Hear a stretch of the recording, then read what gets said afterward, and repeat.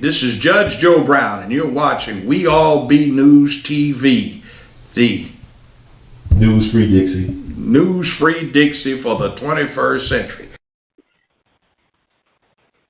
Million Man March that Louis Farrakhan put on 2 decades ago. They have the anniversary, and you hardly see any men who aren't gay in there. And it's just as running the commemoration of the Million Man March, and it was just a joke. Yeah, okay. He was the most militant, I don't say militant, but more testosterone driven black intellectuals were not invited to speak, like Dr. Umar Johnson, for example. He was not even invited to speak. Oh, Dr. Johnson's got a lot of sense. Got a lot of sense. But that's like they treated Malcolm. They promoted Martin, but they didn't promote Malcolm. Malcolm and Martin got to be on pretty good terms acquaintance-wise. But see, they named the national holiday after Dr. King. But you have to understand, I was listening. And Martin Luther King was not a leader for the black youth back then. Okay. See, he was good for the preachers and the churchgoers and for white people. But we did not go for that down on your knees getting beat across your head by some racist until he felt guilty about it. We wanted to fight.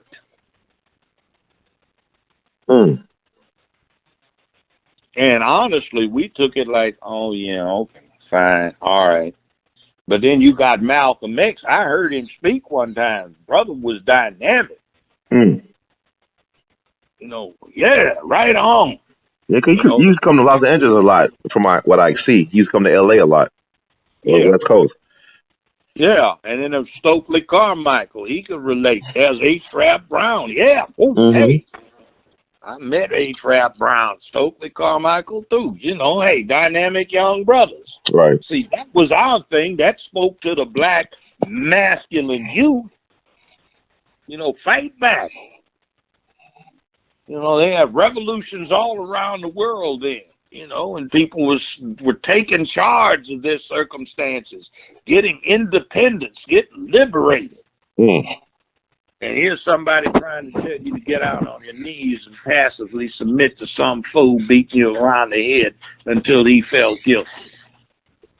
Hell no. We had the principle of let's play kamikaze. We used to have the saying back then, it's like, here's my address. This is where I live. This is my apartment. Why are you giving it? Because I want somebody to give it to the Russians so if they launch an attack, they can use me for ground zero and get me and everybody else too. Wow.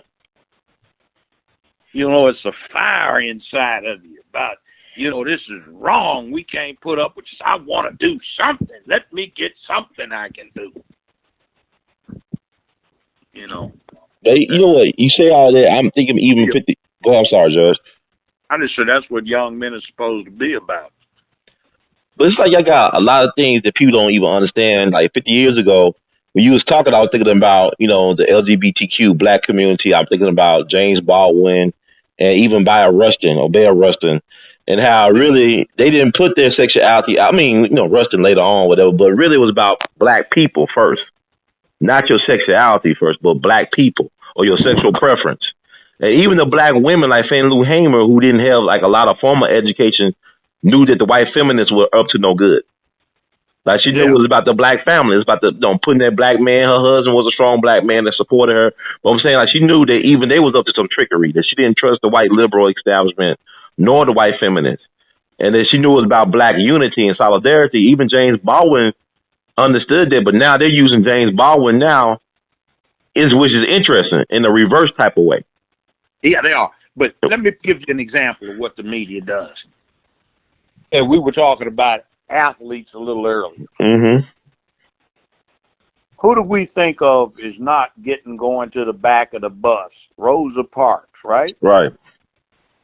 Several other sisters got arrested, but they had illegitimate children, and Rosa Parks didn't, so they pushed her as being the poster child. Right. But all right, now let's take that same era. Baseball, national icon, Jackie Robinson. Right. Why did we never hear about Jackie Robinson not only not moving to the back of the bus, pulling out his 45 auto, chambering around and saying somebody else is going to die tonight besides me, but damn it, I'm not going to the back of the damn bus. Interesting. Now, you see what the difference was? You took a nice young woman who decided she was tired and wasn't moving to the back, or you could have had this national sports icon saying, yo, ain't nobody going to push me back behind that door. Somebody's going to die tonight. And it won't just be me. And he also didn't salute the national anthem either, though. He didn't stand for the national anthem either. You know, he's a military guy. Yeah, now, a little side story. I talked to Don Newcomb at some length about this. He was 17, and the Dodgers got him and Roy Campanella, wow, who was the pitcher for the a catcher for the Dodgers right. for a long time, and Newcomb was the pitcher. And he's the only baseball player who's ever won every single award you can get for being a pitcher. Mm. But the brother's down, you know, we're talking, and he used to say, you know, Jackie had a horrible temper. So the Dodgers always made it a point of ensuring that you didn't get him wound up so he'd go off. Now, there is a guy named Chuck Connor. Mm-hmm. He's a tall, blonde-haired guy that played the rifleman right. in the 50s TV series. Now, Connor was also a Dodger, so Connor was Robinson's bodyguard. One time in one game, Newcomb was telling me this pitcher kept trying to hit Jackie with the ball, and he succeeded. Well, Jackie was about to take the bat and go warm this fool's head with it when Connors ran out of the bullpen, punched this pitcher in the jaw, and this flat knocked him out. He got thrown out of the game, but from there on, every time somebody messed with Jackie, Connor came out and jacked him up, this big, tall guy. Mm-hmm. But Jackie was always known as ready to fight at the drop of a hat for somebody that insulted him. So wow. you see, we never heard about the righteous black man saying, hell no. I'll put my life on the line.